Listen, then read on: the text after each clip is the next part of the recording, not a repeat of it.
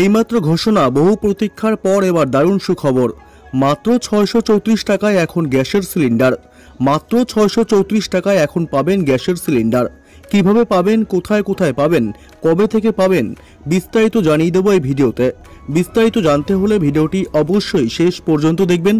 ভিডিওটি শুরু করার আগে ছোট্ট একটি অনুরোধ, ভিডিওটিতে একটি লাইক করবেন, চ্যানেলটি সাবস্ক্রাইব করে পাশে আসা বেল বাটনটি বাজিয়ে দেবেন পরবর্তী লেটেস্ট খবরগুলি সবার আগে দেখার জন্য। এলপিজি গ্রাহকদের জন্য এবার দারুণ সুখবর, এলপিজি সিলিন্ডার পেয়ে যাবেন মাত্র 634 টাকায়। যেভাবে জিনিসপত্রের দাম বাড়ছে, স্বাভাবিকভাবেই সাধারণ মানুষের হেসেল সামলাতে নাবিশ্বাস উঠছে।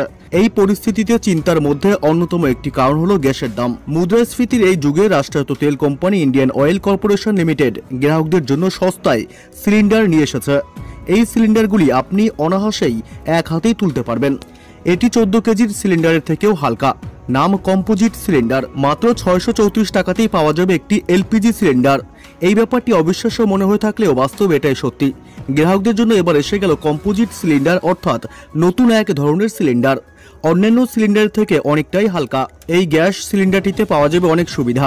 এই সিলিন্ডারটি যেমন হালকা, তেমনি সিলিন্ডারে মরচেও পড়ে না।